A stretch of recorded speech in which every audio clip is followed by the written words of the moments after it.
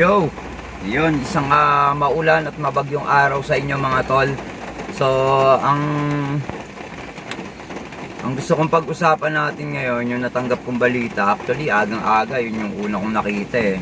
So, rektahin na natin, no? Dito sa, welcome sa Road Talk, sa Hanep Channel Road Talk. Kahit mabagyo, pero hindi mapipigilan ng bagyo yung gusto kong i-share sa inyo na bagong LTO memorandum. So yung LTO memorandum na to, ito yung ang sinasabi nito is about dun sa buy and sell ng ating mga sasakyan, kaya motor, kaya four wheel, siguro kaya tricycle, lahat na parang nilahat na. Pero ang point ko rito is dalawang concerns, no? Yung isa sa sellers, isa sa buyer. O kunyari ako seller and then tong auto ko ibebenta ko sa'yo. Once ito ay naibenta ko na sa'yo, kailangan within 5 days makapag report ako sa LTO or makakomplay ako sa requirements nila within 5 days na naibenta ko na ang sasakyan ko sa'yo. So, pag hindi ako nakakomply doon, may multa akong 20,000 pesos. Anak ng puta. Saan ko kukunin yung 20,000 pesos? Na kung ang benta ko sa sasakyan, let's say kung motor lang, binenta ko ng 5,000 lang. So, hassle yon. Nagbenta ka, then pag di ka nakakomply, multa ka. Okay.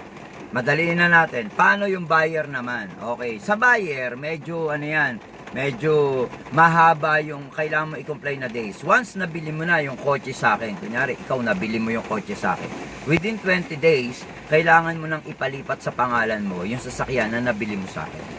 Okay, bakit? Kasi within 20 days at di ka nakakomply, magbabayad ka rin ng 20,000 pesos. Puta, ganun katindi ang memorandum na inilabas na LTO ngayon.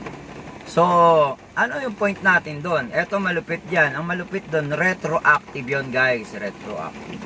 Pag sinabing retroactive, kahit yung mga binenta since 1980s, 1990s pa, sakop ng memorandum na yan. Paano kung ako nung 1980s nakabenta na ako ng 15 sasakyan? So, hindi ko na-comply yun, yung 15 sasakyan. So, 15 20,000 yung babayaran ko guys. Kasi sakop yun ng batas retroactive siya. So, ayun, siguro marami pang marami pang dapat ayusin yung batas na yan. Sana po sa LTO, alam naman namin yung gusto nyo mangyari na lahat ng sasakyan mairehistro doon sa pangalan nung nakabiling bago Pero may napanood ako, ganito yan maraming nagre-react sa memorandum na yan, kaso walang nakakapagbigay ng suggestions. So dapat pag nag-react tayo may suggestion. Kaya saludo kay Sir Ted Pailon, yung napanood kong movie niya. And saludo rin kay Easy Garage, kay Idol Easy Garage yan. Kasi nagbigay siya ng komentaryo about doon kay Ted Pailon na video, and then nagbigay din siya ng solution, which is para sa akin a potential yung solution na yun So, ang gusto kasi ng LTO, kaya nila ginawa raw yung memorandum, lahat ng sasakyan kailangan nakarehistro doon sa tamang owner. Okay naman, goods naman yung intentions nila. Kasi nga, in case magka-aksidente, ginamit sa kawatan, ginamit ng mga kawatan. So, madaling matrace, madali yung tracing. So, ito yung suggestion ni Idol Easy Garage. Sabi niya, kunyari, nakabili tayo ng sasakyan. Kunyari, itong sasakyan ko, nabili ko. So, within 20 days, kailangan ko mag-comply para hindi ako mamulta. Isabay na ng LTO yung pagpapatransfer ng pangalan. So, kahit gumastos yung nakabili, yung buyer, ganun talaga Kailangan ipalipat mo na sa pangalan mo. Yun yung batas So, iubliga na ng LTO na hindi marirehistro yung sasakyan mo kung hindi mo ipapalipat sa pangalan mo since ikaw na yung owner mo. Kaya salute ako doon. Tingin ko, potential yung solusyon na yun. And anyway guys, hindi ko alam kung ano na yung status ng memorandum na yan. So, sana maayos nila kasi kung ipapatupad yan, sabi nga nila pwede magkaroon talaga ng korupsyon. Bakit kunyari ako 5 sasakyan na yung care of sa akin simula pa nung nagbenta ako sa 20,000, 100,000 na yun. Paano kung sabihin ko, boss? Baka pwede natin aregluhin yan, 20,000 Pwede na yan, bulsa mo na yan, goods na tayo.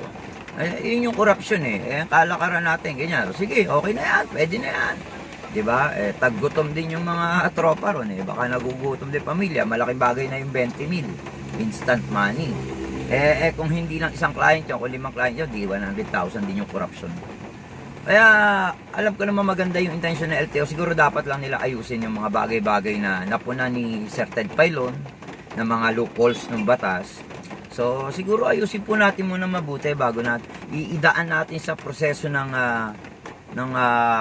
konting kritisismo para pag nilabas natin yung mga batas makinis, walang conflict of interest, walang mga conflict of ideas. So everybody happy para sa ikagaganda ng transportasyon ng Pilipinas, ng bansa. So salute sa lahat ng motorista, riders, o pati na rin mga e-bike. Nako, kayo talaga. Saludo na po sa atin lahat. Ingat po tayo lagi sa kalsada. Ako po si Letlet ng Hanep Channel. Ito po ang Road Talk. Rock and roll lang.